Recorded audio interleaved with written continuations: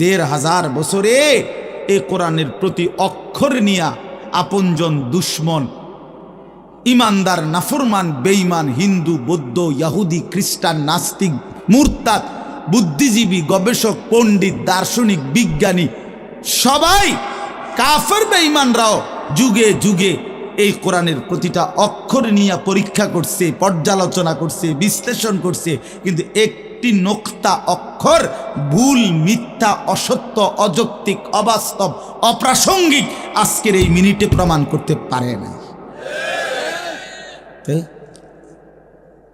যদি সন্দিহান হইতো তত প্রমাণ হয়ে যাইত যে এই সমস্ত তথ্য উপাত্তের আলোকে প্রমাণিত হলো কোরআনের এই আয়াতটি ভুল। সেটা কোনটা? এমন হইছে? কথা বলে না কেন? বলো জেনারেল শিক্ষিত ছেলেরা, তোমরা বলো ভাইয়া, পদার্থবিজ্ঞান জীববিজ্ঞানের কোন তথ্যের আলোকে কোরআনের কোন তথ্য ভুল? রসায়ন বিজ্ঞান উদ্ভিদ বিজ্ঞান সহ যাবতীয় বিজ্ঞানের কোন সূত্র মতে কোরআনের কোন শব্দ ভুল হয়েছে, কোন তথ্য ভুল হয়েছে? হয়েছে বাবা।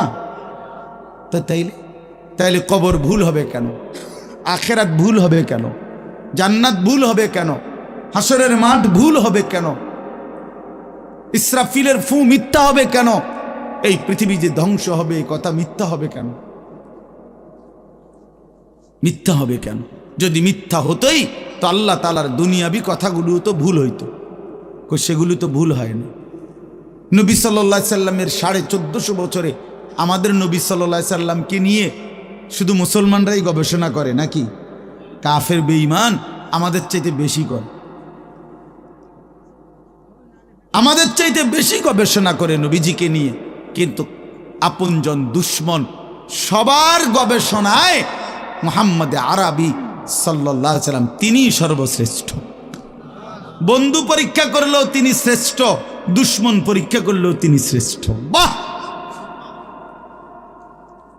হ্যাঁ, তিনি সবার পরীক্ষায়। রাসূলুল্লাহ সাল্লাল্লাহু আলাইহি সাল্লামের প্রতিটা আচরণ, উচ্চারণ, চলাফেরা, কথাবার্তা, কাপড়, লেবাস, পোশাক, হাঁটা চলা, খানা, খাদ্য, পেশাব, পায়খানা, আহার, নিদ্রা, 24 ঘন্টার প্রতিটা নড়াচড়া পৃথিবীর সর্বোচ্চ শ্রেষ্ঠ মডেল, সবচেয়ে সুন্দর, সবচেয়ে সুন্দর। তিনি হাসলেও সুন্দর, তিনি কাঁদলেও সুন্দর, তিনি হাঁটলেও সুন্দর, তিনি বসলেও সুন্দর। এজন্য প্রিয় ভাই আমার, বন্ধু আমার, বেনামাজি হয়েও না বাপ।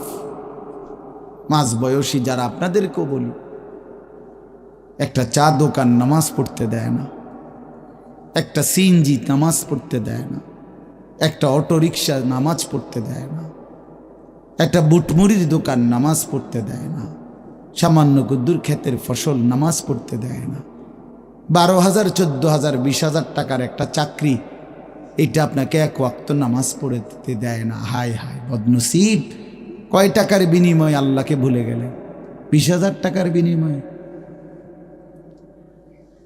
একটা দোকানে কয় হাজার টাকা বেতন হলো, এই 30,000, 40,000 টাকার বেচা কিনার বিনিময়ে আল্লাহকে ছেড়ে দিলেন। যুবক ভাই, তোমরা এই 12, 14, 20,000 টাকার একটা মোবাইলের কাছে আল্লাহকে ছেড়ে দিলা। মাত্র 20,000 টাকায় তুমি ইমানদার বিক্রি হয়ে গেলা। ছি ছি ছি! মোমেন তো এত কম দামে বেচা হয় না, এত অল্প দামে তো বেচা হইবার কথা না ভাই। মাত্র একটা 15-20,000 টাকা দামের মোবাইলের কাছে তো বিক্রি হয়ে গেল। নিজের ইমান, নিজের ইসলাম, নিজের আখেরাত, আল্লাহর সাথে সম্পর্ক, রাসূলের সাথে সম্পর্ক, ধর্মের সম্পর্ক, কোরআনের সম্পর্ক সব ছেড়ে দিলা, সব ভুলে গেলা। তুমি চেনো না আল্লাহ কি, রাসূল কি, আখেরাত কি। তুমি চিনছো শুধু মোবাইল, নারী, ছবি, নর্তকী, জেনা, ব্যভিচার, অসভ্য দৃশ্য, বন্ধুদের আড্ডা। না ভাইয়া, এত কম দামে ইমানদার বিক্রি হয় না, মুমিন এত অল্প দামে বিক্রি হয় না। হ্যাঁ, 54 বছরের যেই জালেম স্বৈর শাসক বাপ পুতে মিলে, সিরিয়ার ওই জালেম স্বৈর শাসক ফ্যাসিস্ট, যে 54 বছর ধরে হাজারো লক্ষ মুসলমানের রক্তে জমিন ভাসাইছিল, কারাগারের অন্ধকার প্রকোষ্ঠে আটকায় রাখছিল। মুসলমান ইমানদারের রক্তের আহাজারিতে আল্লাহর জমিন কাঁপতেছিল।